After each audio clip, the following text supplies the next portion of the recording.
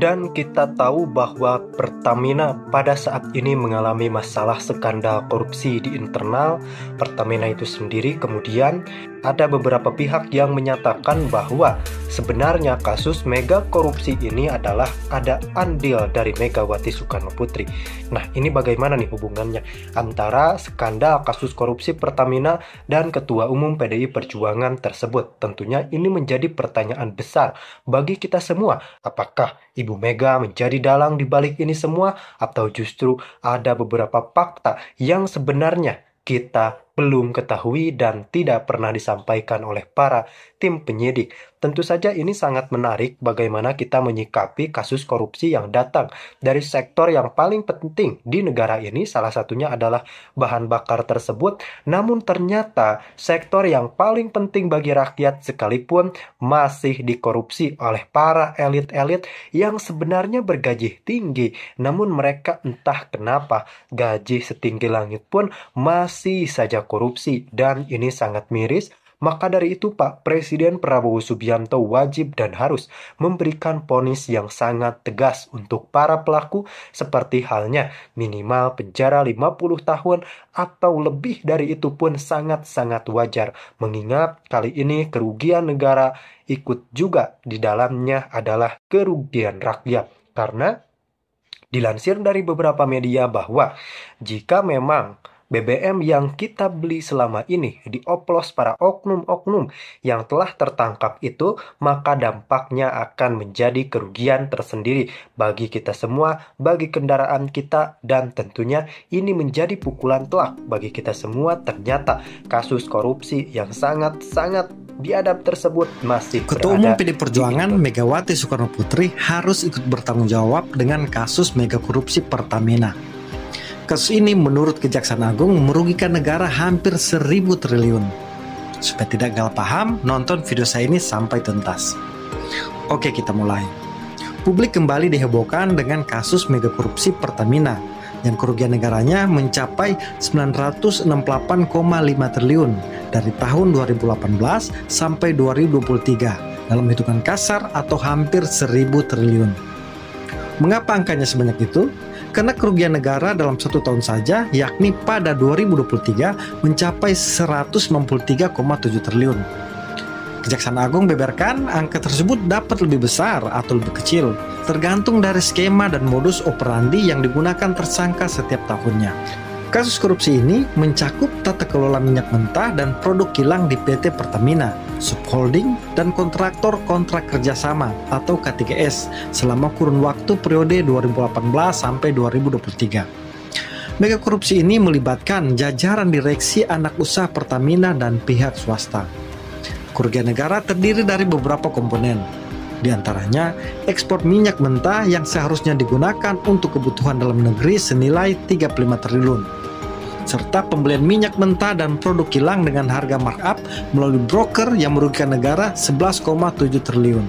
Selain itu, kebijakan impor ilegal ini juga berkontribusi terhadap meningkatnya biaya kompensasi dan subsidi BBM yang ditanggung APBN pada 2023 dengan nilai kerugian negara mencapai 147 triliun. Sampai saat ini, Kejaksaan Agung telah menetapkan 9 tersangka.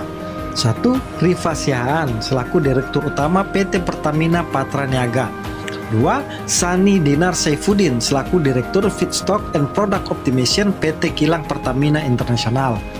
3. Yogi Fernandi selaku Direktur Utama PT Pertamina International Shipping. 4. Agus Purwono selaku VP Feedstock Manajemen PT Kilang Pertamina International. 5. Muhammad Keri Adriano Risa selaku Beneficiary Owner PT Navigator Katulistiwa. 6. Dimas Berhasapati selaku Komisaris PT Navigator Katulistiwa dan Komisaris PT Jenggala Maritim. 7. Gading Ramadan Judo selaku Komisaris PT Jenggala Maritim dan Direktur PT Orbit Terminal Merak. 8. Maya Kusmaya selaku Direktur Pemasaran Pusat dan Niaga PT Pertamina Patraniaga. Rekan-rekan media, bahwa kita akan mendengarkan, menyimak, dan mengikuti rilis yang akan disampaikan oleh Direktur Penyidikan terkait dengan perkembangan penyidikan dugaan tindak pidana korupsi dalam tata kelola minyak mentah dan produk kilang pada PT Pertamina Subholding dan kontraktor kontrak kerjasama atau KKKS tahun 2018-2023. Rekan-rekan media, bahwa kita sudah mengetahui dalam perkara ini sudah ditetapkan dan dilakukan penahanan terhadap 7 orang tersangka. Dan hari ini penyidik pada jajaran Jampitsus telah memanggil secara patut kepada 2 orang saksi dan ditentukan akan dilakukan pemeriksaan sejak pukul 10 pagi pada hari ini. Tetapi oleh para penyidik setelah ditunggu pada waktu tertentu bahwa kedua saksi tidak hadir dengan tanpa alasan. Oleh karenanya penyidik berketetapan melakukan pencarian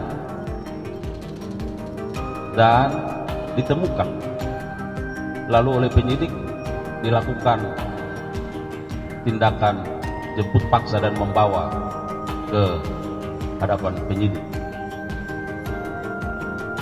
Oleh karenanya terhadap kedua orang saksi ini dilakukan pemeriksaan secara maraton dalam kapasitasnya sebagai saksi. Dan pada malam hari ini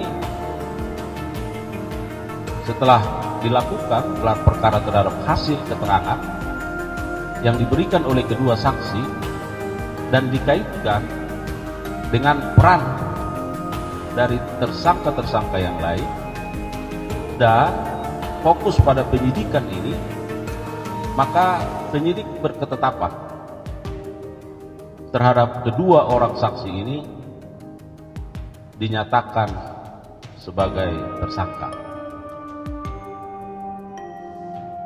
Dan juga atas penetapan sebagai tersangka dilakukan pemeriksaan dalam kapasitasnya sebagai tersangka. Dan setelah itu penyidik berketetapan melakukan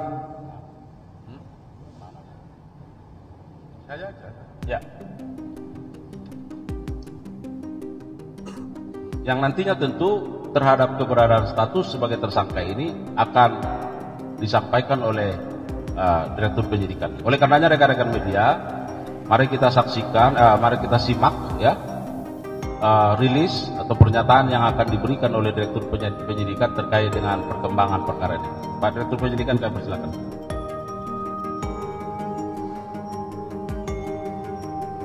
Assalamualaikum warahmatullahi wabarakatuh.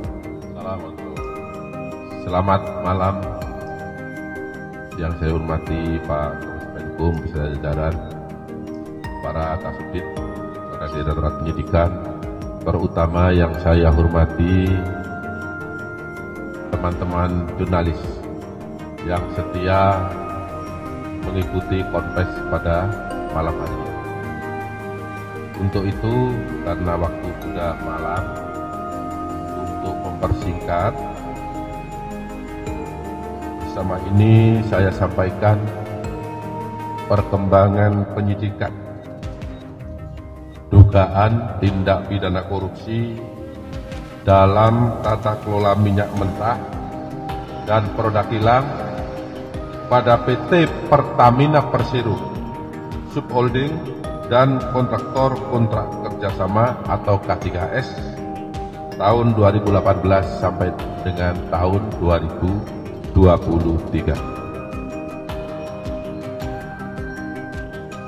Teman-teman jurnalis, ketahui bersama bahwa penyidikan perkara ini terus berkembang seiring dengan waktu. Tentu di dalam perkembangannya ada fakta-fakta baru, ada alat bukti baru yang ditemukan oleh penyidik. Untuk itu akan saya sampaikan bahwa pada hari ini, hari Rabu, tanggal 26 Februari 2025, perkembangan penyidikan dugaan tindak pidana korupsi tata kelola minyak mentah dan produk kilang pada PT Pertamina Persero Subholding dan kontraktor kontrak kerjasama atau K3S sampai dengan saat ini, pasca telah dilakukan penahanan terhadap 7 tersangka, telah dilakukan pemeriksaan saksi terhadap dua orang. Yang pertama yaitu Maya Kusmaya ST, MSD, selaku Direktur Pemasaran Pusat dan Niaga PT Pertamina Patraniaga. Yang kedua, dilakukan pemeriksaan sebagai saksi terhadap tersangka Edward Corner ST selaku FB Trading Operation PT Pertamina Patraniaga. Kemudian terhadap 2 tersangka tersebut, setelah dilakukan pemeriksaan secara maraton tadi mulai jam 3 sampai dengan saat ini, penyidik telah menemukan bukti yang cukup bahwa kedua tersangka tersebut diduga melakukan tindak pidana bersama-sama dengan 7 tersangka yang kemarin telah kami sampaikan di hadapan teman-teman jurnalis. Terhadap 2 orang tersebut ditetapkan sebagai tersangka berdasarkan surat perintah nomor 19-FD-2/FD-02/02/2025 tanggal 26 Februari 2025. Ini untuk tersangka Maya Kusmaya. Sedangkan untuk tersangka Edward Cornel ST berdasarkan penetapan tersangka nomor 20-FD-2/02/02/2025 tanggal 26 Februari 2025. Jadi pada malam hari ini penyidik telah menetapkan 2 orang tersangka. Kemudian setelah dilakukan pemeriksaan kesehatan, dokter menyatakan bahwa kedua orang tersebut dinyatakan sehat jasmani dan rohani. Selanjutnya tim penyidik pada malam hari ini melakukan penahanan selama 20 hari ke depan, terhitung sejak tanggal 26 Februari 2025. Terhadap tersangka Maya Kusmaya ditahan di Rutan Salemba Cabang Kejaksaan Agung, sedangkan terhadap tersangka Edward Corner ditahan di Rutan Salemba Cabang Kejaksaan Agung. Adapun kasus posisi dalam perkara ini dapat saya sampaikan secara singkat sebagai berikut. Tersangka MK, saya singkat ya biar cepat ya, dan tersangka EC atas persetujuan tersangka RS melakukan pembelian RON 90 atau lebih rendah dengan harga RON 92, sehingga menyebabkan pembayaran impor produk kilang dengan harga tinggi dan tidak sesuai dengan kualitas barang.